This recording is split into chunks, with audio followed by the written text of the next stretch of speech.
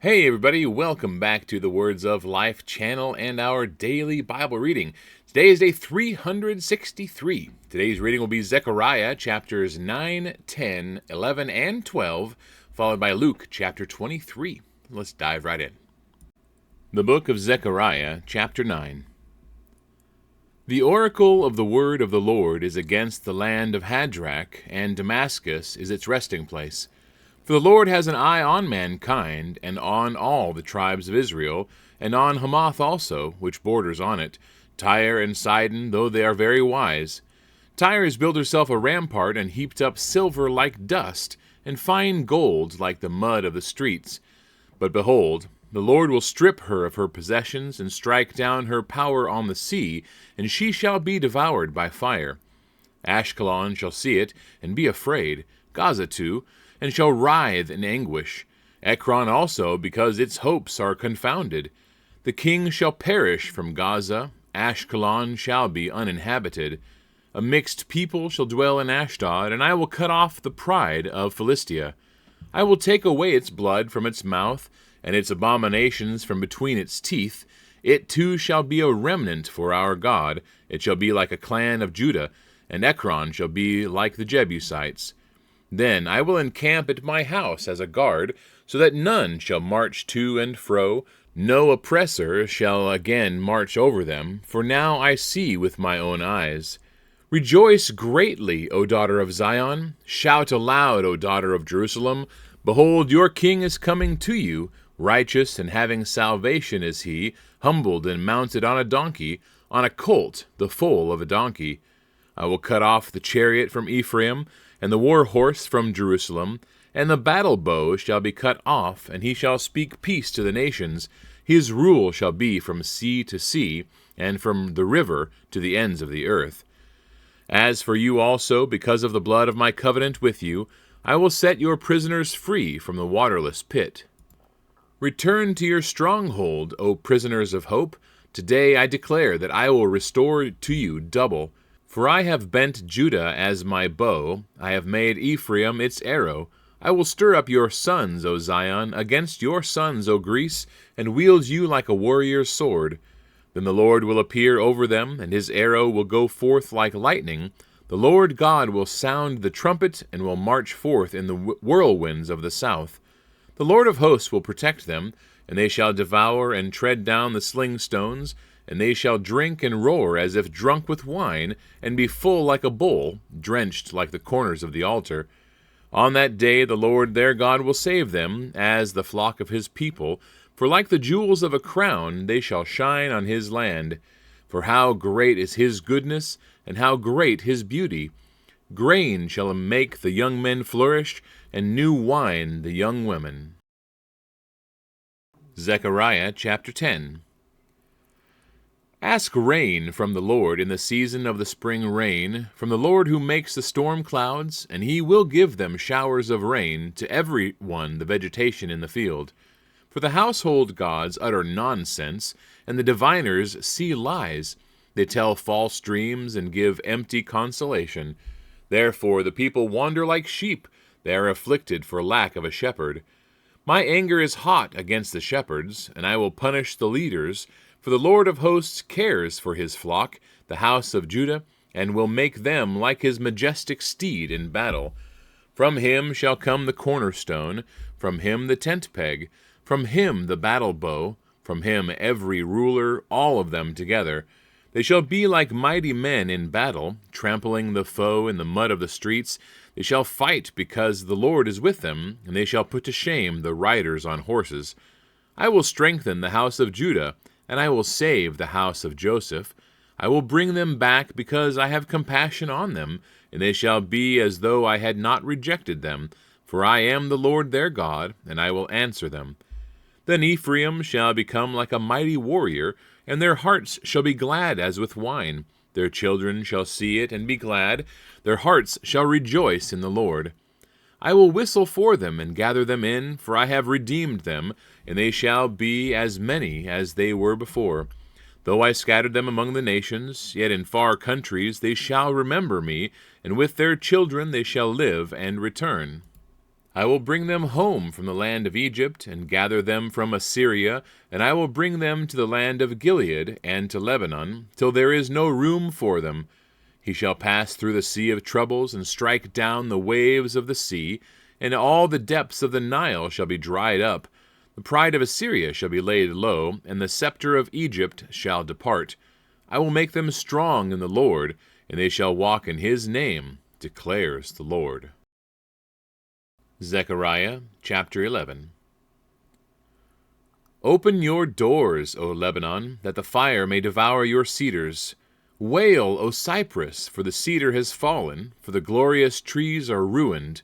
Wail, oaks of Bashan, for the thick forest has been felled.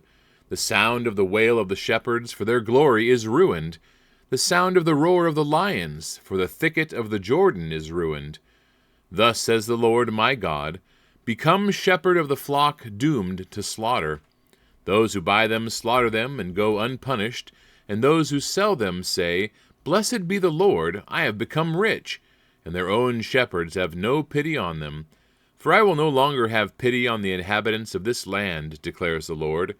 Behold, I will cause each of them to fall into the hand of his neighbor, and each into the hand of his king, and they shall crush the land, and I will deliver none from their hand. So I became the shepherd of the flock doomed to be slaughtered by the sheep traders, and I took 2 staffs, one I named Favor, the other I named Union, and I tended the sheep. In 1 month I destroyed the 3 shepherds, but I became impatient with them, and they also detested me. So I said, I will not be your shepherd. What is to die, let it die. What is to be destroyed, let it be destroyed. And let those who are left devour the flesh of one another.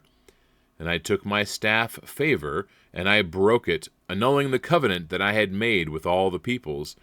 So it was annulled on that day, and the sheep traders who were watching me knew that it was the word of the Lord.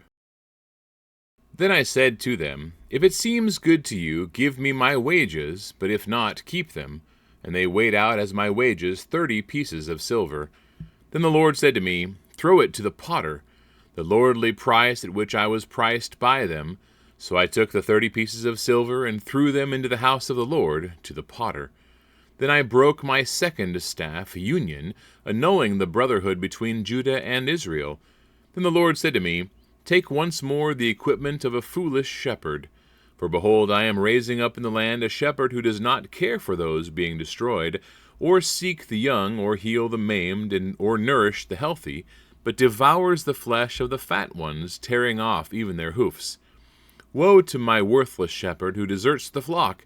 May the sword strike his arm and his right eye. Let his arm be wholly withered, his right eye utterly blinded. Zechariah chapter 12. The oracle of the word of the Lord concerning Israel. Thus declares the Lord, who stretched out the heavens and founded the earth and formed the spirit of man within him. Behold, I am about to make Jerusalem a cup of staggering to all the surrounding peoples. The siege of Jerusalem will also be against Judah. On that day I will make Jerusalem a heavy stone for all the peoples. All who lift it will surely hurt themselves, and all the nations of the earth will gather against it. On that day, declares the Lord, I will strike every horse with panic, and its rider with madness. But for the sake of the house of Judah, I will keep my eyes open when I strike every horse of the peoples with blindness. Then the clans of Judah shall say to themselves, The inhabitants of Jerusalem have enough through the Lord of hosts their God. On that day I will make the clans of Judah like a blazing pot in the midst of wood, like a flaming torch among sheaves. And they shall devour to the right and to the left all the surrounding peoples, while Jerusalem shall again be inhabited in its place in Jerusalem. And the Lord will give salvation to the tents of Judah first, that the glory of the house of David and the glory of the inhabitants of Jerusalem may not surpass that of Judah. On that day the Lord will protect the inhabitants of Jerusalem, so that the feeblest among them on that day shall be like David, and the house of David shall be like God, like the angel of the Lord going before them. And on that day I will seek to destroy all the nations that come against Jerusalem, And I will pour out on the house of David and the inhabitants of Jerusalem a spirit of grace and pleas for mercy, so that when they look on me, on him whom they have pierced, they shall mourn for him as one mourns for an only child, and weep bitterly over him as one weeps over a firstborn. On that day the mourning in Jerusalem will be as great as the mourning for Hadad Rimmon in the plain of Megiddo. The land shall mourn, each family by itself, the family of the house of David by itself, and their wives by themselves, the family of the house of Nathan by itself, and their wives by themselves, the family of the house of Levi by itself, and their wives by themselves, the family of the Shimeites by itself, and their wives by themselves, and all the families that are left, each by itself, and their wives by themselves.